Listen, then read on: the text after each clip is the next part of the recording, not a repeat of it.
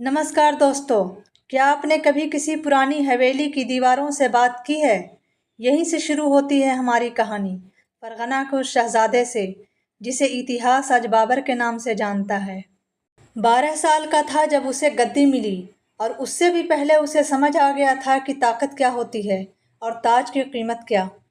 बाबर ने समरकंद को जीता, फिर खो दिया। उसने पहाड़ों से भारत को देखा और कहा, ये धरती मेरी होगी। यही सपना उसे हिंदुस्तान खींच लाया। साल था 1526। मुकाबला था बाबर और इब्राहिम लोदी का। एक ओर थी 1 लाख की सेना, हाथियों की गूंज, तो दूसरी ओर बाबर के 12,000 जामास और तोपें। यह भारत का पहला युद्ध था, जहां बारूद बोली थी, लहू, तलवारें, धूल। और फिर इतिहास ने करवट ली। दिल्ली पर बाबर का कब्जा हुआ, लेकिन दिल्ली सिर्फ एक शहर नहीं थी, ये एक इम्तिहान था, एक शुरुआत।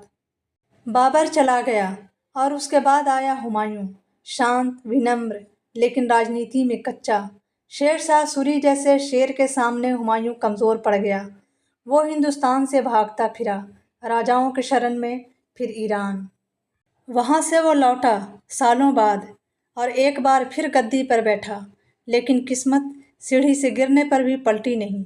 वो मर गया, लेकिन अपनी कोख से भारत के सबसे महान मुगल को जन्म दे गया, अकबर। जब अकबर गद्दी पर बैठा वो महज 13 साल का था, पर अंदर छुपा था एक विजेता, एक नीति निर्माता। पानीपत की दूसरी लड़ाई से लेकर चित्तौड़, रणथंभौर और गुजरात की विजय तक अकबर ने तलवार से नहीं, दिमाग से हुकूमत की। उसके दिल में था हर धर्म के लिए सम्मान। वो हिंदुस्तान को हमारा बना रहा था।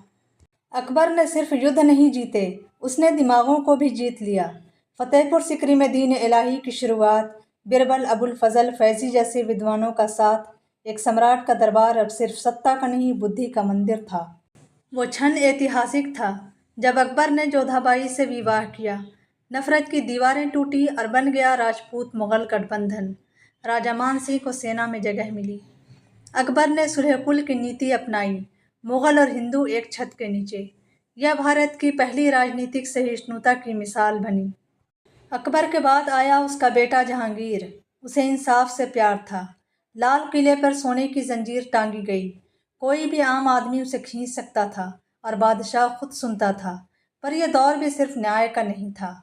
आ रही थी एक औरत जो कहानी को बदल देगी। वो थी नूरजहां। वो सिर्फ एक रानी नहीं थी, वो सत्ता थी।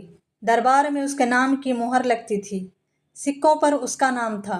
जहांगीर धीरे धीरे शायरी और शराब में डूब गया, और नूरजहां साम्राज्य चलाने लगी।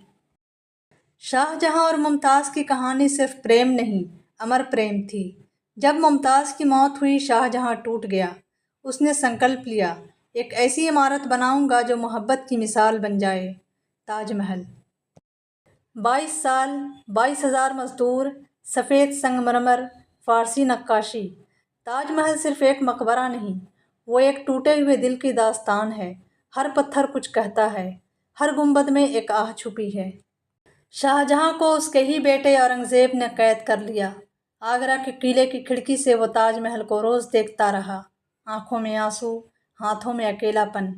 वो बादशाह जिसने प्रेम का स्मारक बनाया था, वो एक कैदी की मौत मरा। औरंगज़ेब के राज में साम्राज्य सबसे बड़ा था। दक्षिण भारत तक उसकी तलवार गूंजी, पर संगीत बंद हुआ, मंदिर टूटे और दिलों में डर पनपा। उसने 50 साल तक राज किया, पर अंत में रह गया सिर्फ अकेलापन। औरंगज़ेब आखिरी समय तक नमाज पढ़ता रहा। उसने लिखा, मैंने जितना कमाया सब अल्लाह के नाम कर दिया। मेरे कफन का इंतज़ाम मेरे हाथ के बुने हुए टोपी से करना। एक कट्टर सम्राट जो अंत में फ़कीर बन गया। औरंगज़ेब के बाद मुग़ल साम्राज्य गिरने लगा। कोई सम्राट वैसा ना आया। राजा बने कागज़ के शेर। दरबारों में साजिशें होने लगीं, बाहर से अंग्रेज़ घुसने लगे। वो शायर था, राजा नहीं। दिल्ली का ताज उसके सिर था, पर अधिकार उसके हाथ में नहीं। वो कहता, हमको मालूम है जन्नत की हकीकत, लेकिन उसके अशारों में मुग़ल पतन की पीड़ा थी। 1857 की क्रांति में बहादुर शाह जफ़र को बादशाह बनाया गया।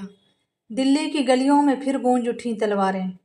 फरंगियों और देशवासियों की जंग हुई, पर इस बार ग़ुलामी जीत गई, لال قلعے کی دیواروں پر اب مغل نہیں انگریزی جھنڈا لہرا رہا تھا۔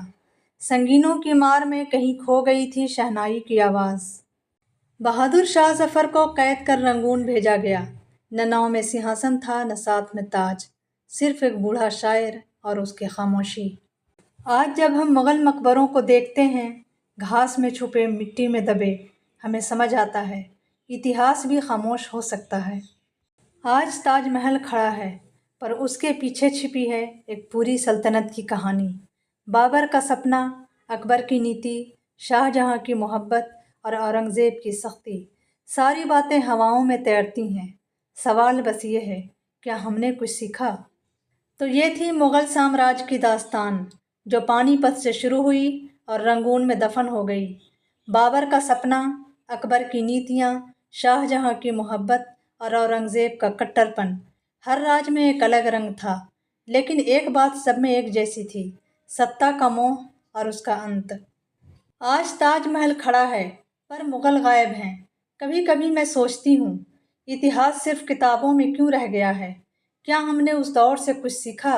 شاید آپ کا جواب ہی اس کہانی کا مقصد تھا۔ اگر آپ کو یہ قصہ پسند آیا ہو تو اس چینل کو ضرور سبسکرائب کیجیے۔ پھر ملیں گے ایک اور داستان میں۔ ویڈیو پورا دیکھنے کے لیے بہت شکریہ۔